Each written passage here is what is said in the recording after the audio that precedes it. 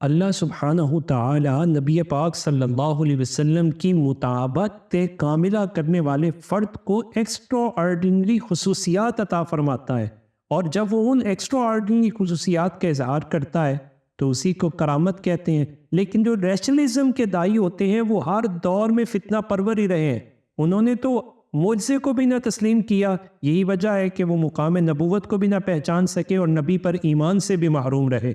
اور یہ جو آج کے ریشنلزم کے دائی ہیں، تعقل پسند ہیں، انہوں نے کرامت کو نہیں مانا، اور جب کرامت کو نہ مانا تو نتیجہ یہ نکلا کہ وہ اہل اللہ کے سرے سے منکر ہو گئے اور ان کی تعلیمات سے بھی انحراف کر دیا اور معاشرے کو فتنے میں ڈال دیا۔ اور کیسی عجیب بات ہے، سلوگن لگا دیا بابت شیعی کوئی نہیں۔ حضرت داتا صاحب علیہ رحمہ نے کشف المعجوب کے 11ویں باب کے اندر وَإِذِ اسْتَسْقَىٰ مُوسَىٰ لِقَوْمِهِ فَقُلْ اضْرِب بِّعَصَاكَ الْحَجَرَ، اس کی جب تفسیر بیان کی تو اس تفسیر میں ایک واقعے کو ذکر کیا کہ حبیب بن سلیم رائی کے جو بکریاں چراتے تھے تو آپ زیارت کے لیے فرماتے ہیں کہ میں حاضر ہوا، جب حاضر ہوا تو آپ نماز ادا فرما رہے تھے، میں نے انتظار کیا کہ نماز ختم ہوتی ہے تو پھر میں ان کی زیارت کرتا ہوں۔ اسی دوران میں نے ایک عجیب و غریب بات دیکھی کہ گرگے مرگوس فندان ویرا نگامی داشت کے بیڑیا بکری کی حفاظت کر رہا ہے۔ میں اس پر بڑا حیران ہوا، پہلے تو زیارت کا ارادہ تھا، اب ساتھ ہی وہ جو سوال جنم لیا کہ بیڑیا بکری یہ تضاد ہے، یہ کیسے جمع ہو گئی؟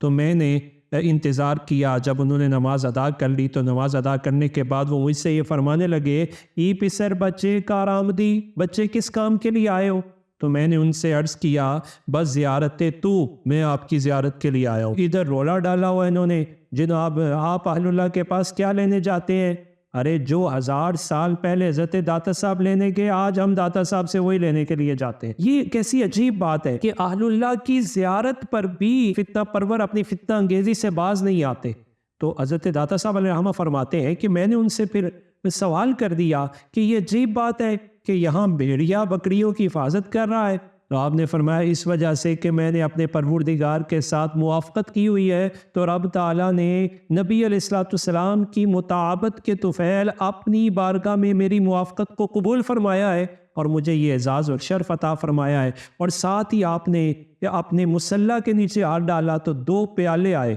ان کے اندر شہد ہے اور ایک کے اندر تازہ دودھ موجود ہے۔ فرماتے ہیں ایک کے بعد ایک سوال میرے ذہن میں آ گیا، اصل میں یہ سوال تھا اس وقت کے تعقل پسندوں کا جواب۔ آج بھی تعقل پسند ویسے ہی، آج ہی فتنہ پرور لوگ ویسے ہی، آج بھی کرامت کے منکرین یہی کہتے ہیں، وہ تے کہانی لگ دی ہے، اے بلا نکل سکتا ہے پیالہ، بلا شہد آ سکتا ہے، بلا دودھ آ سکتا ہے۔ تو آپ نے پھر اس کے جواب کے لیے بطور استشہاد قرآن مجید فرقان حمید کی سورہ بقرہ اس کی آیت نمبر 60 کو تلاوت کیا۔ جناب موسیٰ اور آپ کی قوم کا واقعہ آپ نے پڑھا؟ عرض کیا میں نے تو پڑھا ہے۔ فرمایا کیا جانتے آپ کہ جناب موسیٰ کی قوم جناب موسیٰ علیہ السلام کی فرما بردار تھی یا نافرمان؟ عرض کیا وہ تو نافرمان تھی۔ فرمایا نافرمانی کے باوجود بھی قرآن یہ کہتا ہے کہ جب انہوں نے پانی مانگا اپنی قوم کے لیے تو ہم نے ان کو کہا کہ آپ پتھر پر اپنے عصا کو ماریے، فَانْفَجَرَتْ مِنْهُ اثْنَتَ عَشَرَةَ عَيْنًا، تو پھوٹ پڑے اس سے 12 چشمے۔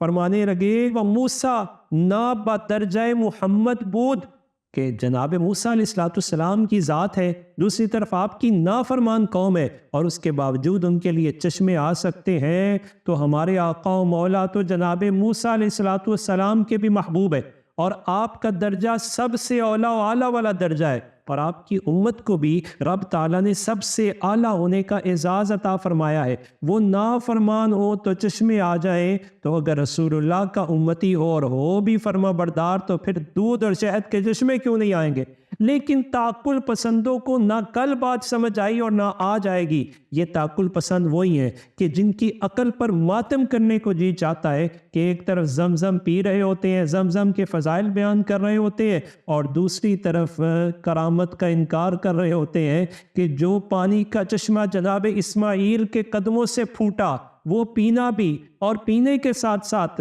اس کے برکت کا بھی اظہار کرنا، لیکن کرامت کو نہیں ماننا۔ یہ وہی تعقل پسند اور ریشنلزم کے دائی ہیں کہ جن کی عقل پر سوائے ماتم کے کچھ نہیں کیا جا سکتا۔ کہ جو استلام حجر اسود کو اس نیت سے کر رہے ہوتے ہیں کہ یہ ہمیں جانتا بھی ہے، کل قیامت کے دن ہماری گواہی بھی دے گا، لیکن اہل اللہ کی بارگاہ میں انہیں جنتی متصور کر کے بندہ ان کی بارگاہ میں جائے تو اس پر انگشت زنی کرتے ہیں، تان زنی کرتے ہیں۔ تو ہمیں ایسے تعقل پسندوں کے پیچھے نہیں چلنا، وگرنہ یہی فتنوں کا شکار کرتے ہیں اور بندے کا ایمانی سسٹم، امیون سسٹم کمزور ہو جاتا ہے اور جدھر کی ہوا چلتی ہے بندر ادھر چل پڑتا ہے۔ بلکہ ہمیں ان اہل اللہ کے ساتھ اپنے تعلق کو جوڑنا ہے۔ فائدہ یہ ہوگا، یہ ہمیں در نبوت سے جوڑیں گے، اور جب ہم در نبوت سے جڑیں گے تو ہمارا اللہ تعالیٰ کے ساتھ رشتہ مضبوط و مستحکم ہو جائے گا۔